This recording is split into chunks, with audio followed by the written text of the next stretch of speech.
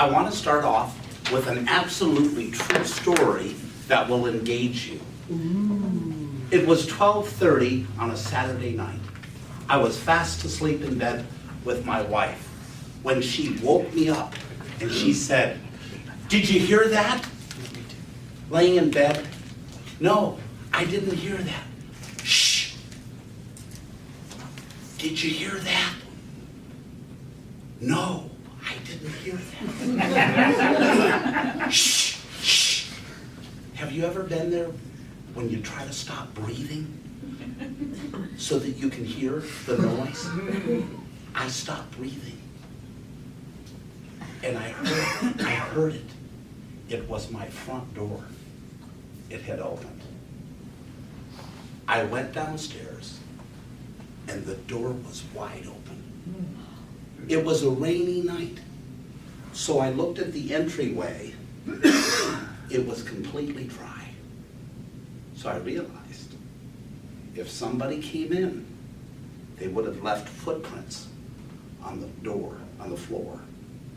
So I walked to the door and I looked out into the darkness and my heart was beating and I didn't see anyone and I shut the door.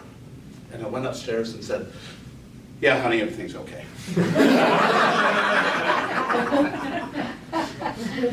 Have you ever read The Raven, the poem, The Raven? Fascinating story, fascinating poem. About 2 years ago, I read it, and then I read it again. And I read it 10 times in a row. And I thought, wow, I love this poem. I'm not a dark person. I don't like gory stories. Actually, I don't like any horror stories at all. And I found myself engaged in The Raven. So I thought, I'm going to memorize it. And that's exactly what I did. And as I memorized it, I found in the poem, there's 3 things I want you to walk away with tonight. First off, Edgar Allen Poe talks about the raven. The raven is a bird that visits him on a very dark night. It's the raven. And the raven in mythology is an omen of death. There used to be a myth that if a raven landed on your home at night, someone in that house would die that night. And he knew that. So when he wrote the poem about the raven, he used a lot of that mythology in the poem. The second thing about the poem I want you to walk away with is the beautiful, rare, and radiant maiden whom the angels name Lenore. Lenore. Lenore is this beautiful woman that he loved that was taken away from him very early, maybe 18 or 19 years old. His first love, gone. The third thing I want you to take away from In the Raven is a man in grief. As I recite the poem, you're going to hear about a man who couldn't get relief from his grief. Even when he was trying to read stories, he was trying to go to sleep and just forget all about this Lenore, he couldn't do it. And suddenly, he hears a tapping. And that's where the poem starts. Once upon a midnight dreary, while I pondered weak and weary over many a quaint and curious volume of forgotten lore, while I nodded, nearly napping, suddenly there came a tapping, as of someone gently rapping at my chamber door. "'Tis some visitor," I muttered, tapping at my chamber door, merely this and nothing more. Distinctly I remember, it was in the bleak December, and each separate dying ember wrought its ghost upon the floor. Eagerly I wished the morrow, vainly I had sought to borrow from my book surcease of sorrow, sorrow for the lost Lenore, for the rare and radiant maiden whom the angels name Lenore, nameless here forevermore. And the silken, sad, uncertain rustling of Each purple curtain thrilled me, filled me with fantastic terrors never felt before. And so to still the beating of my heart, I stood repeating, "'Tis some visitor entreating entrance at my chamber door, some late visitor entreating entrance at my chamber door. Merely this and nothing more." And the silken sad uncertain rustling of each purple curtain. Suddenly, I heard a tapping at my chamber door.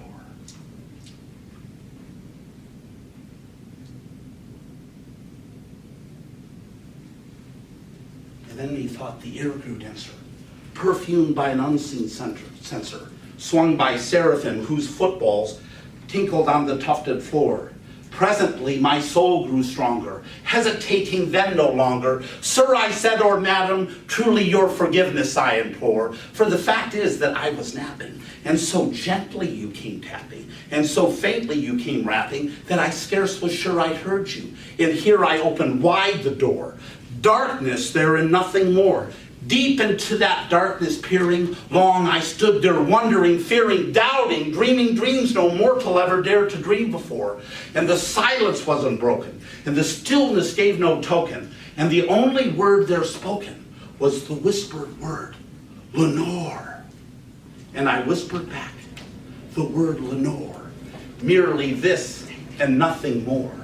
Back into my chamber turning, all my soul within me burning, soon again I heard a tapping, somewhat louder than before. "Surely," I said, "surely there is something at my window lattice. Let me see what thereatis is, and this mystery explore. Let my heart be still a moment, and this mystery explore. 'Tis the wind and nothing more." Open here I flung the shutter, and with many a flirt and flutter, in there stepped a stately raven of the ancient days of yore. Not the least obeisant made he, not a minute stopped or stayed he, but with the mien of lord or lady perched above my chamber door. He perched upon the bust of Pallas, just above my chamber door. He perched, he sat, and nothing more. And then this ebony bird beguiling my sad fancy into smiling, by the grave and stern decorum of the countenance he wore. "Though thy crest be shorn and shaven, thou," I said, "sure are no craven, ghastly, grim, and ancient raven, wandering in from the nightly shore. Tell me what thy lordly name is on the night's Plutonian shore." Quoth the raven, "Nevermore." Much I marveled, this ungainly fowl, to hear discourse so plainly. Little meaning, little relevance he bore, for we cannot help agreeing that no other human being has ever heard of bird or beast saying "nevermore, nevermore." And the raven still beguiling my sad fancy into smiling, by the grave and stern decorum of the countenance he wore. And the raven sitting lonely on the placid bust spoke only that one word, as if his soul in that one word he could outpour.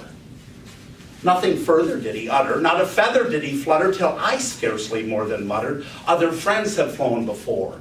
On the morrow he will leave me, as my hopes have flown before." Then the bird said, "Nevermore."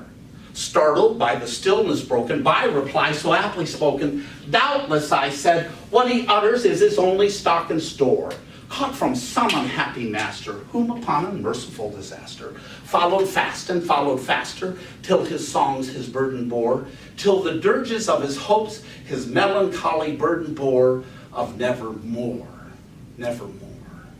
And then methought the air grew denser, perfumed by an unseen censer, swung by seraphim whose footfalls tinkled on the tufted floor.